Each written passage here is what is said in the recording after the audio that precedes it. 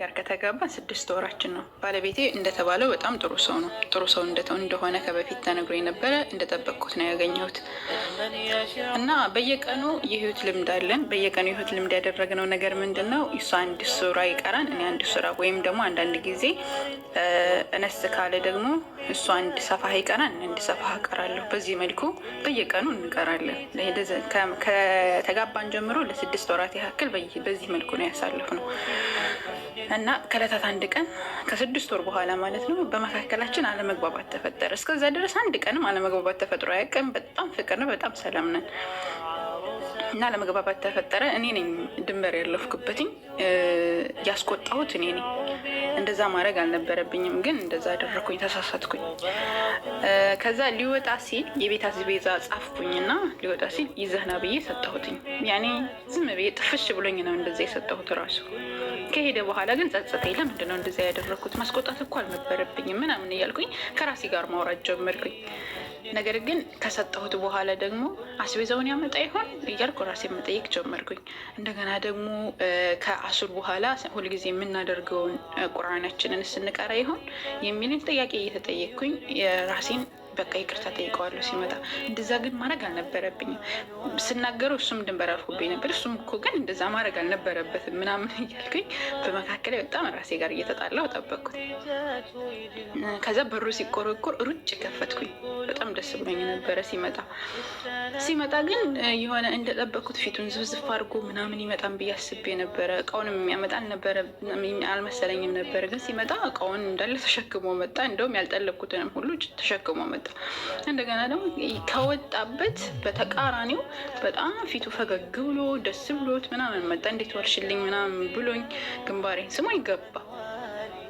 ሲገባ እኔ በጣም ተገረምኩኝ። እንደዛ ይመጣን ብዬ ጠብቄ ስለነበረ በፍጹም አልጠበኩም እንደዚህ ይመጣል ብዬ እና ተቀበልኩትኝና የሰዓቱ ደርሶ ነበረ። አሱር አካባቢ እየደረሰ ስለነበረ ቁርአን ይዘሽ ነይና እንቅራ፣ የት ነው ያለ ነው ብሎ ጠየቀኝ። ከዛ እኔ በጣም ገረመኝ። ይቆማን ብዬ ያሰብኩት ነገር ሊቀጥል ነው እና ቀርተን ከጨረሰን በኋላ አላስቻለኝም። ጠየቅኩት። ግን እንደዚህ ከሄድክ በኋላ እንደዚህ እያሰብኩኝ ነበረ። ስትወጣ በጣም ተቆጥተህ ነበረ፣ እኔ ማስቆጥቼህ ነበረው፣ በጣም ይቅርታ። ነገር ግን እንዴት እንደዛ ልትመለስ ቻልክ? እኔ በጣም ገርሞኛል ምናምን ስትለው ቁጣ 1 ሰዓት ነው፣ ነገር ግን ፍቅር ዘላለም ነው። እንጂን ያገባዎች በተቆጣው ቁጥር እንድቆጣሽ እና በተቆጣው ቁጥር የሆነ ነገር ይዤ መጥፎ ነገር እንዳደርግ ሳይሆን ያንን ነገር ረስቼ አንዳንድ ነገራቶች የምናልፋቸው ነገራቶች ያንን ነገር አልፌ በሰላም እንድንኖር ነው እንጂ በመካከል እኮ ትዳር ውስጥ መጣላት የለም ማለት አይደለም። ሁልጊዜ ፍቅር የለም። አንዳንድ ጊዜ አለመግባባት ሊፈጠር ይችላል እና ለዛ ነው ውዷ ባለቤቴ አለኝ። ከዛ እኔም ይቅርታ ጠየቅኩት፣ እሱም ይቅርታ ጠይቀኝ። ከዛ እንትን ህይወታችን ቀጠለ ትላለች። እዚህ ጋር ምንድነው እንድንማር የፈለግኩትኝ? ሁልጊዜ ይሄ ፍቅር የሚባለው ነገር ሁሌ አይኖርም በትዳሩ መካከል ማለት ነው እና በጣም መልካም ጥሩ ቤት የምትሉት ራሱ አለመግባባቶች አሉ። ይሄ ልክ ለምሳሌ አሁን ሚዲያ ላይ በጣም አሳምረው ምናምን ሲያሳዩን የሆነ ሁሌ እየተግባቡ ሁሌ ሰላም ሆነው ምናምን እንደዛ ነው የሚመስለን፣ ግን እንደዛ አይደለም። በየሰዓቱ ሊጣሉ ይችላሉ። እንደውም አብዛኛው የሚጣሉ የሰው አይን የሚበዛባቸው ትዳሮች ናቸው። እንኳን አይደለም እና ቀርቶ የኛ በጣም ብዙ ነገር የምናጎለው ቤት ረሱል ሰለላሁ ዐለይሂ ወሰለም ከሚስቶቻቸው ጋር አለመግባባት ይኖር ነበረ መካከል እና አንድ መውቅፍ ልንገራቸው። ረሱል ሰለላሁ ዐለይሂ ወሰለም እና በአንሻ መካከል እንግዲህ አንሻ ረዲየላሁ ዐንሃ ከሰዎች ተወዳጅ በጣም እጅግ በጣም ተወዳጅ ሰው ካለ ረሱል ሰለላሁ ዐለይሂ ወሰለም ዘንድ አንሻ ናት እና በመካከላቸው አለመግባባት ይፈጠርና አኩርፋለች አንሻ ረዲየላሁ ዐንሃ ማለት ነው። ከዛ ተኮራርፈው እያለ አቡበከር ይመጣል። አቡበከር መጣና አይነጋገሩም፣ ዝም ተባብለዋል። ምንድን ነው አላቸው ረሱል ሰለላሁ ዐለይሂ ወሰለም እና አንሻን ማለት ነው። ከዛ አንሻ ረዲየላሁ ዐንሃ ረሱል ሰለላሁ ዐለይሂ ወሰለም ሳትዋሽ ተናገር አለቻቸው። ረሱል ሰለላሁ ዐለይሂ ወሰለም እንግዲህ እንደዛ ስትል አቡበከር በጣም ተናደ። እንዴት ነው ረሱል ሰለላሁ ዐለይሂ ወሰለም ሳትዋሽ የምትይው ምናምን ይሉና አቡበከር አንሻን ሊመቷት እጃቸውን ሊሰነዝሩ ሲሉ ሄዳ በረሱል ሰለላሁ ዐለይሂ ወሰለም ተደበቀች ማለት ነው። ሱብሃንአላህ ተመልከት። ያኔ ነገሩ ስታይ በጣም የሚገርም ነው እና ተደበቀች። እሳቸው ተከላከሉለት፣ እንዴ ሚስቴን እንዳትመታ በለው ማለት ነው። እና ደስ ይላል። እንደዚህ አይነት ነገራቶች አለመግባባቶች አሉ። ሲጀምር ይሄ ትዳር የሚባለው ነገር በመካከል አለመግባባት ሳይኖር ይኸው ፍቅር፣ ሰላም ሁሌ እንደዛ አይኖርም። እንኳን አይደለም እና ሰው ከብዙ ከተለያየ ቤተሰብ የመጣ ሰውና አይደለም የተለያየ አስተዳደግ፣ የተለያየ ቤተሰብ፣ የተለያየ ኑሮ ሲኖር የነበረ ሰው ከዛ በኋላ አብሮ መጥቶ አይደለም ከአንድ እናት የወጣ የእናት ልጅ ከአንድ ሆድ ይወጣ ከአንድ መንታ ሆኖ ራሱ አለመግባባት ይጣላሉ። ከእናታቸው በጣም የምትወዳቸው እዚህ ምድር ላይ እናታቸው ናት አይደል? እናታቸው እስከ መማታት ራሱ ትደርሳለች አይደል እንዴ?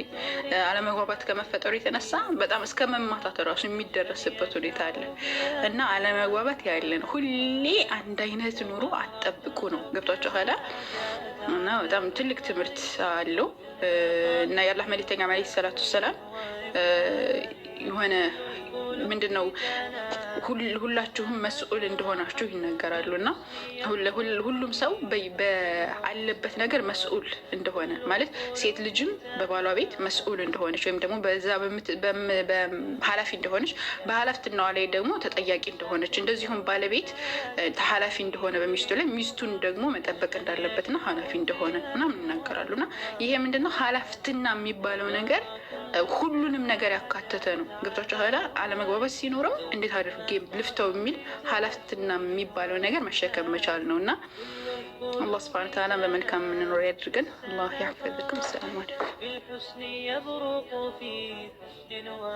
አንዷ ምን ትላለች? ባለቤቴ ጋር ከተጋባን 6 ወራችን ነው። ባለቤቴ እንደተባለው በጣም ጥሩ ሰው ነው። ጥሩ ሰው እንደሆነ ከበፊት ተነግሮ የነበረ እንደጠበቅኩት ነው ያገኘሁት እና በየቀኑ የህይወት ልምድ አለን። በየቀኑ የህይወት ልምድ ያደረግነው ነገር ምንድን ነው? እሷ 1 ሱራ ይቀራን እኔ 1 ሱራ ወይም ደግሞ አንዳንድ ጊዜ እነስ ካለ ደግሞ እሷ 1 ሰፋህ ይቀራን 1 ሰፋህ እቀራለሁ። በዚህ መልኩ በየቀኑ እንቀራለን።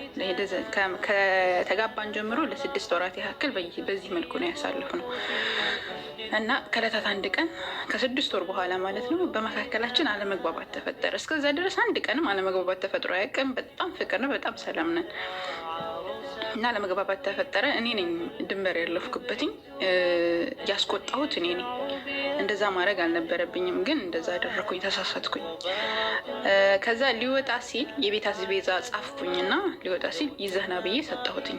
ያኔ ዝም ብዬ ጥፍሽ ብሎኝ ነው እንደዛ የሰጠሁት ራሱ። ከሄደ በኋላ ግን ጸጸተኝ። ለምንድን ነው እንደዛ ያደረኩት? ማስቆጣት እኮ አልነበረብኝም ምናምን እያልኩኝ ከራሴ ጋር ማውራት ጀመርኩኝ። ነገር ግን ከሰጠሁት በኋላ ደግሞ አስቤዛውን ያመጣ ይሆን እያልኩ ራሴ መጠየቅ ጀመርኩኝ። እንደገና ደግሞ ከአሱር በኋላ ሁልጊዜ የምናደርገውን ቁርአናችንን ስንቀራ ይሆን የሚልን ጥያቄ እየተጠየቅኩኝ የራሴን በቃ ይቅርታ ጠይቀዋለሁ ሲመጣ።